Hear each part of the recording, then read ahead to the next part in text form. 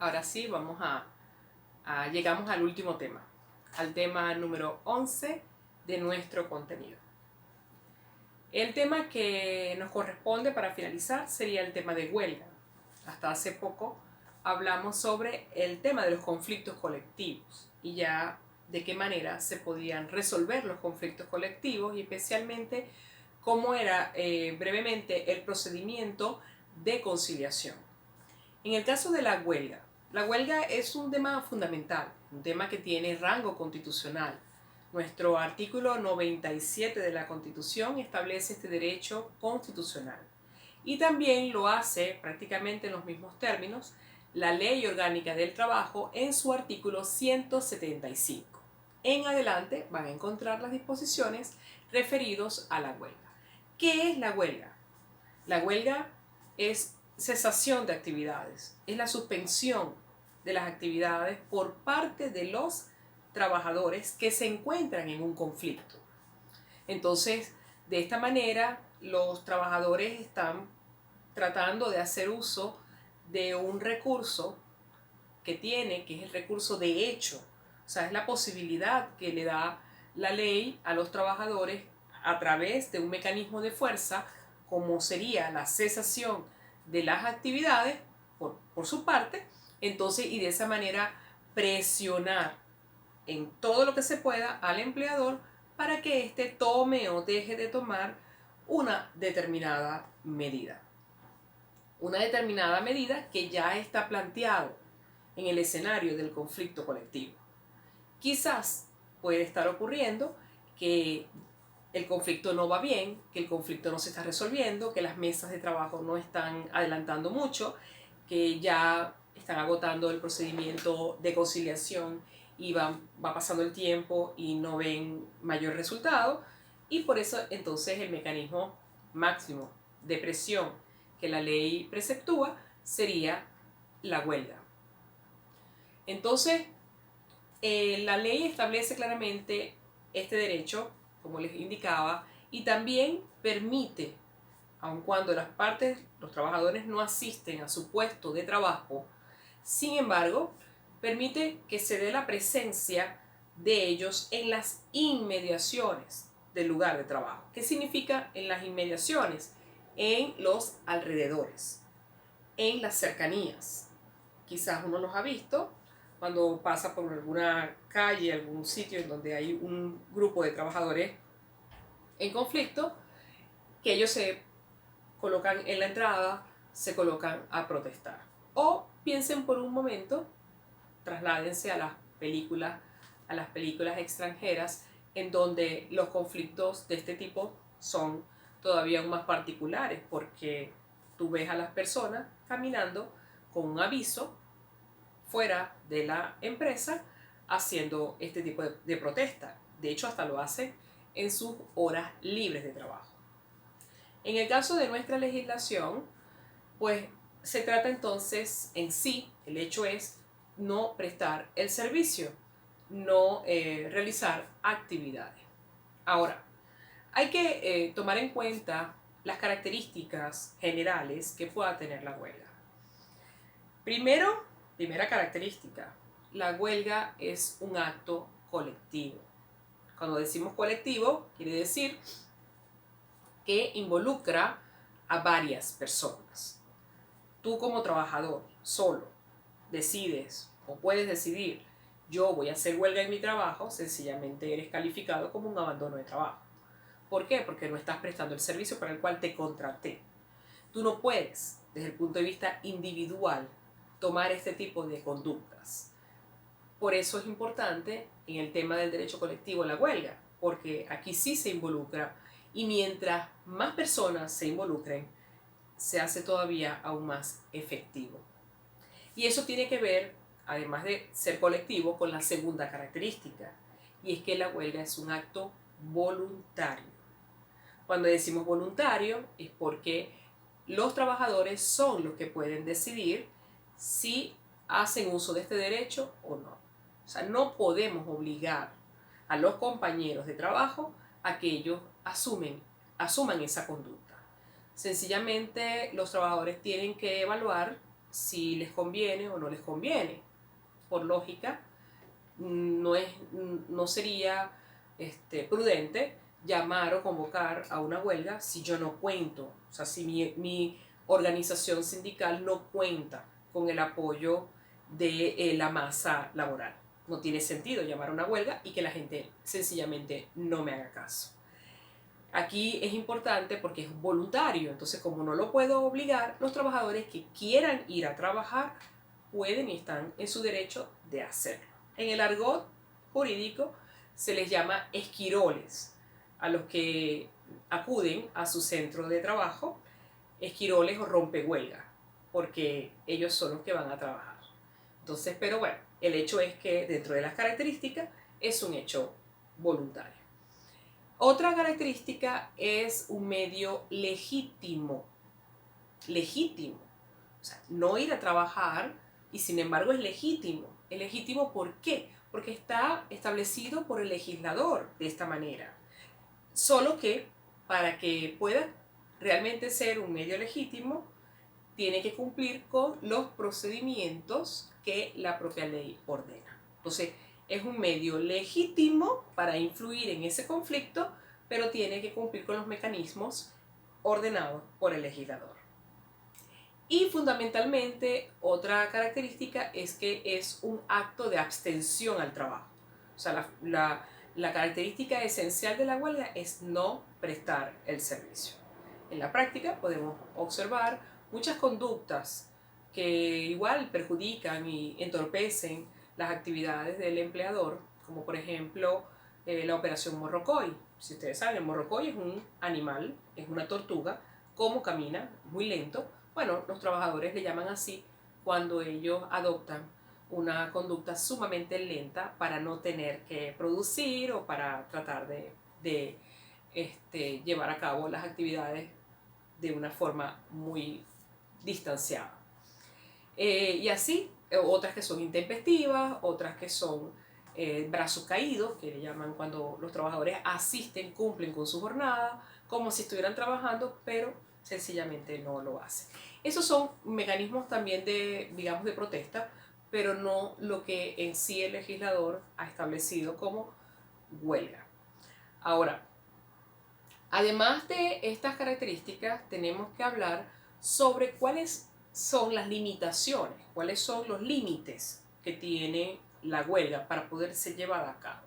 Porque estos son parte de los requisitos que hay que cumplir. Dentro de los límites de la huelga, tenemos que considerar lo que se conoce como los servicios mínimos indispensables y lo que se conoce como los servicios públicos esenciales. Es decir, en el primer caso, los servicios mínimos indispensables son aquellas áreas, aquellas actividades que su nombre lo indica, son indispensables para la operatividad o para la existencia de esa entidad de trabajo. Entonces no puede pretender detenerse porque se estaría causando un perjuicio grave. Por ejemplo, se dice que son servicios mínimos indispensables los servicios de seguridad. Nosotros no podemos llevar a cabo una huelga a tal punto que el personal de seguridad de la empresa o de la entidad de trabajo pues también se vaya a huelga. Entonces queda la empresa totalmente sola, desamparada y cualquiera puede venir y robar los equipos que allí se encuentran. No tiene sentido protestar por un lado a través de este derecho, pero entonces permitir que se ponga en riesgo la seguridad económica de aquello que al final es lo que nos está proveyendo de recursos. Entonces, por eso todo lo que tenga que ver con seguridad, con actividades de mantenimiento que sean necesarias, porque de lo contrario también se estaría causando un perjuicio, actividades industriales o operativos que no puedan detenerse, por ejemplo el caso de entidades de trabajo que se encargan de fabricar, de industrias, y entonces, bueno, ellas no producen, pero las máquinas tienen que estar siendo supervisadas, porque si no hay un personal que lo supervise, entonces si llegara a haber algún inconveniente, esas máquinas pueden perjudicarse, pueden dañarse y sería mucho peor para todos. Entonces, bueno, ese tipo de actividades, como bien lo menciona la Ley Orgánica del Trabajo, nosotros tenemos que hacer cumplimiento de ellas. Por ejemplo, en el caso del artículo 178 de la ley. Ahora, dentro de los servicios mínimos indispensables, también nos vale preguntarnos, bueno, ¿quiénes van a permanecer? ¿Quiénes van a cumplir con estas actividades? ¿Quiénes van a participar?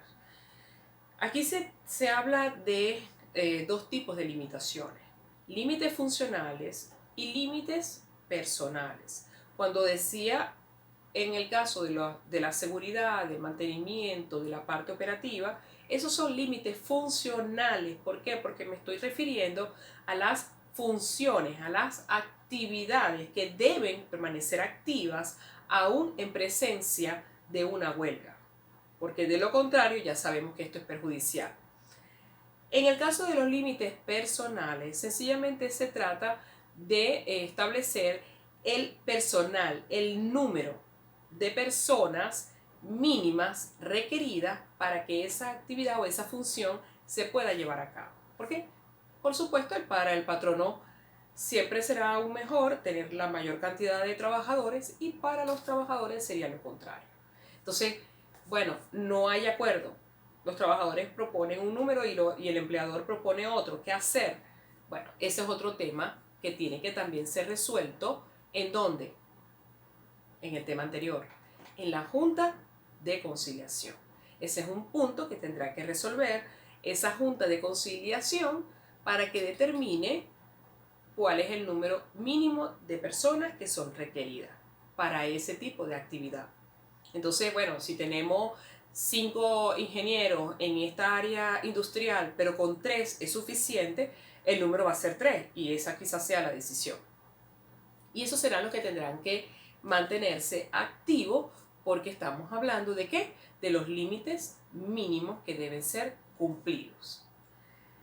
Y por otra parte, en el caso de los servicios públicos esenciales, todos sabemos muy bien a qué nos referimos con servicios públicos. ¿Cuáles son los servicios públicos esenciales? Y más en estos tiempos en el que precisamente nos encontramos con problemas eléctricos, con problemas de agua, con problemas de gas. Bueno, esos son servicios públicos. La ley establece en su artículo 182 que se consideran servicios públicos la salud, la sanidad e higiene, la distribución de agua. Estoy revisando el artículo 182 para quien quiera seguirlo. La energía eléctrica, los hidrocarburos, el gas, alimentos de primera necesidad, defensa civil, recolección de desechos urbanos, aduana, administración de justicia, protección ambiental, transporte público, control de tráfico aéreo, seguridad social, educación, correos y telecomunicaciones, radio y televisión. Vean, estamos ahorita en un momento de cuarentena, en un momento donde hay un decreto y precisamente aquellas actividades o labores que se pueden estar actualmente realizando son las que tienen que ver justamente con toda esta temática. Entonces, ¿qué ocurre con la huelga? Que si se trata de servicios públicos esenciales, una huelga no puede activarse de igual manera. ¿Por qué? Porque frente a un servicio público esencial es aún necesario o más importante llevar a cabo los servicios mínimos indispensables. Porque ¿qué ocurriría de no hacerlo? Estaríamos quizás causando lo que llama el legislador un daño irreparable a la población. Pongamos un ejemplo muy sencillo. En el ámbito de la salud, ¿tienen derecho los trabajadores del sector salud a establecer un conflicto? Por supuesto que sí. Ellos pueden tener necesidades en sus condiciones de trabajo, como todo el tiempo las manifiestan en nuestro país.